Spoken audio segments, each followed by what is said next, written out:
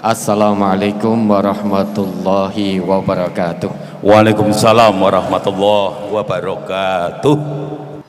Alhamdulillahilladzi allafa baina qulubil mu'minin. Asyhadu an la ilaha illallah wahdahu la syarikalah wa asyhadu anna Muhammadan abduhu wa rasuluh. Allahumma shalli ala Muhammad wa ala alihi wa sahbihi ajmain wa ba'd.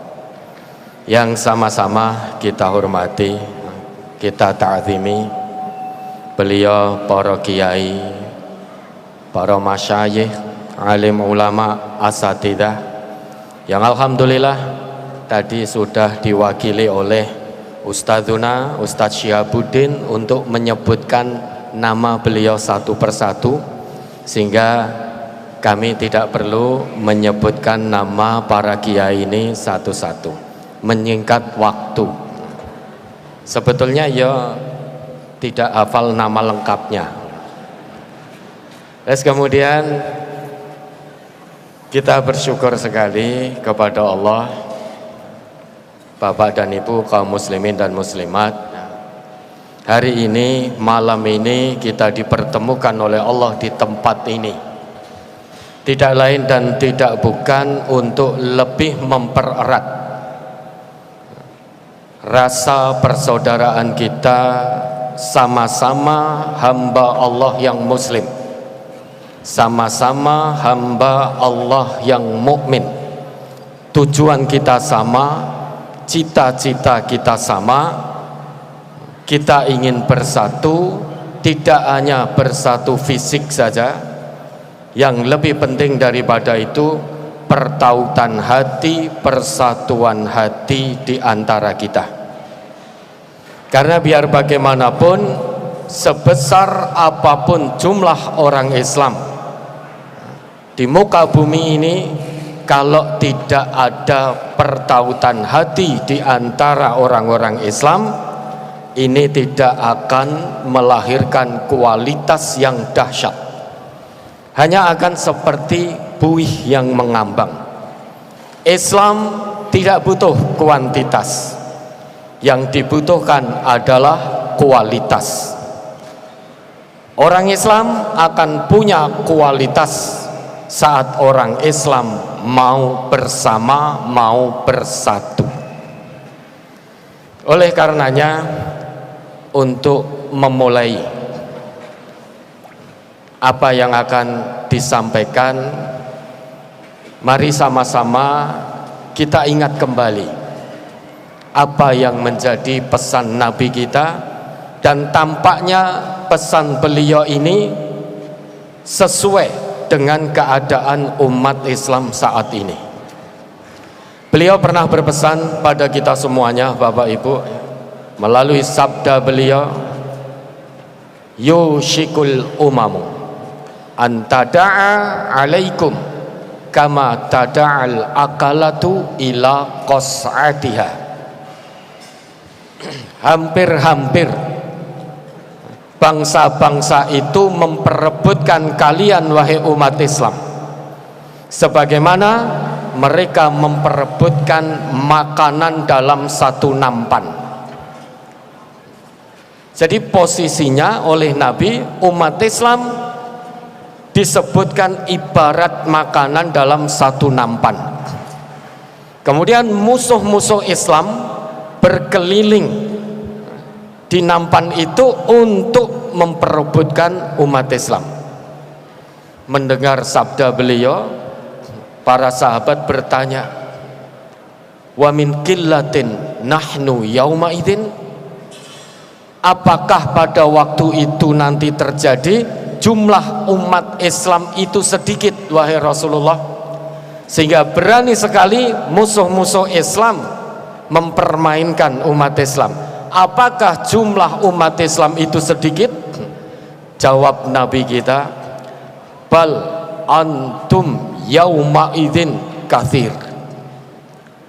Bahkan pada saat itu nanti terjadi, jumlah kalian umat Islam itu sangat besar. Jumlah kalian secara kuantitas itu sangat banyak. Tapi ingat, beliau meneruskan sabda beliau, walakinnakum ghutha'un ka ghutha'is sail. Tetapi kualitas kalian hanya seperti buih yang mengambang. Kalau itu terjadi, wala yanzi'annallah min suduri aduwikumul mahabah minkum. Allah akan cabut rasa takut dari dada-dada musuh Islam. Tidak lagi takut pada umat Islam, tidak lagi segan kepada umat Islam, karena kualitas umat Islam hanya seperti buih yang mengambang, tidak mau bersatu, tidak mau disatukan. Maka musuh-musuh Islam tidak lagi gentar menghadapi umat Islam, karena umat Islam hilang kekuatan. Yang gentar justru umat Islam itu sendiri. Ini gambaran Nabi jauh-jauh hari. Kemudian apa yang menjadi lanjutan dari sabda beliau? Wala yaqdhifanna fi qulubikumul wahn. Allah tancapkan penyakit wahan pada hati umat Islam. Apa itu wahan? Hubbud dunya wa karahiyatul maut. Cinta dunia dan takut atau benci mati. Orang yang terlalu cinta dunia, dia sangat benci dengan yang namanya kematian. Karena kalau mati, dia akan tinggalkan kesenangan dunia. Itu penyakit wahan yang sangat berbahaya, akan menghancurkan kebersamaan umat Islam, akan memporak-porandakan persatuan umat Islam, akan menghancurkan pendidikan umat Islam, ekonomi umat Islam, kesehatan umat Islam. Ini 3 pilar peradaban: pendidikan, ekonomi, kesehatan. Kalau kita lihat sekarang ini Bapak dan Ibu, 3 pilar peradaban ini telah dirongrong ya. Pendidikan dirusak, ekonomi juga begitu, kesehatan juga begitu. Kita umat Islam tidak berdaya menghadapi rongrongan tersebut. Bukannya umat Islam kekurangan orang-orang yang jenius, bukannya umat Islam kekurangan pakar. Allah sudah beri anugerah luar biasa pada umat Islam. Mau cari pakar apapun ada di Islam. Karena Allah ngendika, Allah telah membuat ketetapannya, kuntum khaira ummah ukhrijat linnas. Kalian umat Islam itu umat terbaik yang Allah lahirkan untuk manusia. Maka sebetulnya Bapak Ibu, tidak ada alasan bagi kita, tidak ada alasan bagi kita untuk tidak bersatu, karena banyak pakar yang Allah hadirkan untuk umat Islam. Mau cari pakar apapun terkait dengan ilmu pengetahuan ada di Islam. Kekurangan kita hanya belum mau bersatu. Pakar medis banyak Islam, pakar pendidikan jangan ditanya lagi, pakar ekonomi jangan ditanya lagi. Semuanya dimiliki oleh Islam. Tetapi kenapa kita belum mau bersatu padu? Inilah Bapak dan Ibu yang perlu kita prihatinkan. Ditambah lagi, sekarang ini generasi Islam dirusak oleh musuh-musuh Islam sejak dini.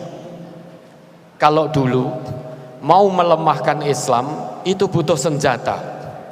Kalau sekarang melemahkan Islam, melemahkan generasi Islam cukup dengan aplikasi-aplikasi, cukup dengan internet, cukup dengan gadget. Generasi Muslim sejak dini sudah jauh dari Al-Quran.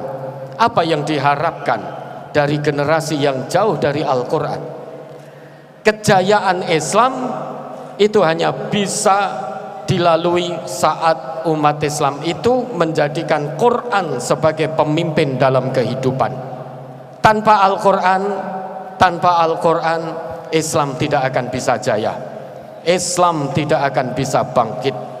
Oleh karena itu kita bersyukur sekali Bapak dan Ibu menjadi umat yang dianugerahi oleh Allah kitab suci berupa Al-Quran. Itulah pedoman hidup kita, itulah pemimpin hidup kita. Mau bangkit tanpa Al-Quran mustahil. Pendidikan mau bangkit tanpa Al-Quran mustahil. Ekonomi mau bangkit tanpa Al-Quran mustahil.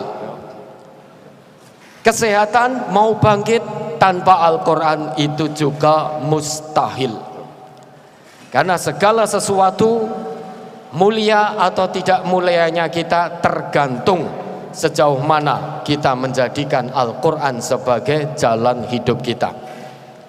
Formakin, alhamdulillah Allah hadirkan untuk kita semuanya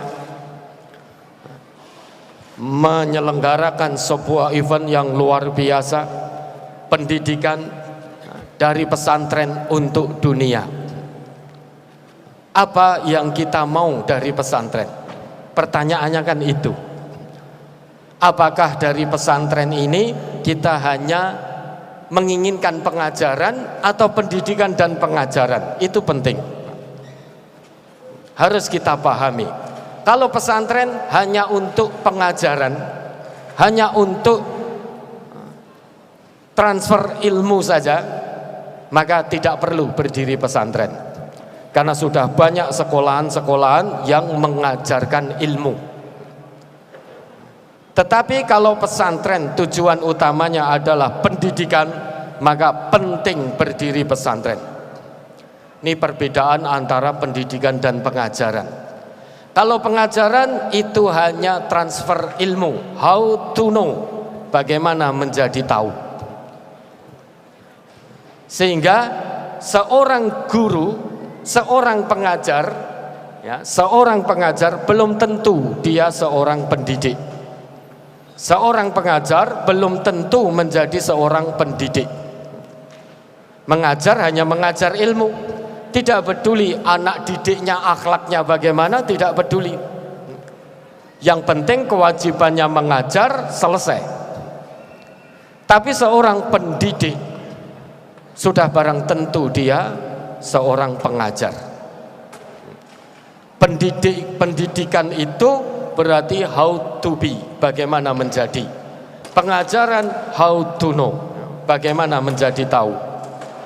Kalau pendidikan itu pendidikan bagaimana menjadi hamba Allah yang taat, bagaimana menjadi hamba Allah yang jujur, bagaimana menjadi hamba Allah yang berkeadilan, bagaimana menjadi hamba Allah yang berani menegakkan dan membela kebenaran, bagaimana menjadi hamba Allah yang jauh dari segala macam kemaksiatan. Itu pendidikan Islam. Jadi pendidikan Islam itu bukan hanya sekedar nama, namun yang dikandung dari pendidikan Islam itu, dalam hal ini pesantren misalkan, itu harus mengandung tentang keislaman, keilmuan, kemasyarakatan. Itulah pendidikan Islam. Pesantren tanpa keislaman palsu, itu bukan pesantren. Jika ada sebuah pondok pesantren, di situ tidak ada keislaman, di situ tidak ada Al-Quran, di situ tidak ada As-Sunnah, maka pesantren itu palsu. Karena yang namanya pesantren harus mendidik tentang Islam. Apa cukup hanya pendidikan akhlak saja? Ternyata belum cukup. Maka pesantren kalau ingin maju harus ada juga di dalam pesantren itu namanya keilmuan. Karena antara akhlak dan ilmu tidak bisa dipisah-pisahkan. Islam jaya karena akhlak dan ilmu pengetahuan. Kalau ilmu pengetahuan ini Bapak dan Ibu dikuasai oleh umat Islam, insya Allah dunia aman, dunia tentram. Kenapa? Karena ilmunya akan bermanfaat, maslahat untuk umat. Ilmunya tidak akan digunakan menimpakan madarat untuk manusia. Kenapa demikian? Karena ilmunya dijalankan dengan akhlak. Tapi kalau ilmu pengetahuan dikuasai oleh musuh-musuh Islam, ini bahaya. Ini bahaya. Kenapa? Karena musuh-musuh Islam akan menimpakan madarat dengan ilmu pengetahuan yang dikuasainya. Bangkit, mari kita bangkit, wahai umat Islam dimanapun berada. Mari kita tingkatkan akhlak kita tingkatkan ilmu pengetahuan kita, sehingga dengan demikian peradaban Islam yang dulu sempat jaya bisa kita rebut kembali, bisa kita bangkitkan lagi. Ini tidak mungkin tanpa Al-Quran. Ini tidak mungkin tanpa tuntunan dari Rasulullah Muhammad sallallahu alaihi wasallam. Demikian yang bisa kami sampaikan, Bapak dan Ibu. Karena singkatnya waktu, kami tutup apa yang menjadi penyampaian dari kami. Tetap jaga keikhlasan dalam menjalankan kebaikan dan kebenaran. Tetap jaga kebersamaan, jaga persaudaraan, jaga persatuan, jaga semangat, jaga kesungguhan. Tujuan kita hanya satu, yaitu mardhatillah, keridhaan Allah. Apa yang dilakukan dari kebaikan dan kebenaran, insya Allah tidak ada yang sia-sia di hadapan Allah. Dari pesantren untuk dunia. Dan terakhir Ustadz Nur Hadi, kami tutup. Ini acara kita semuanya, ya. Bukan acara MTA, ya. Jadi ini acara umat Islam, ya. Kalau kita sudah bertemu begini nih, harapannya tidak ada lagi MTA, tidak ada lagi Muhammadiyah, tidak ada lagi NU, tidak ada lagi embel-embel nama-nama organisasi kita. Kita Muslim. Tepuk tangan buat kita semuanya, Masya Allah. Terima kasih. Jazakumullah. Wabillahi taufiq wal hidayah. Wassalamualaikum warahmatullahi wabarakatuh.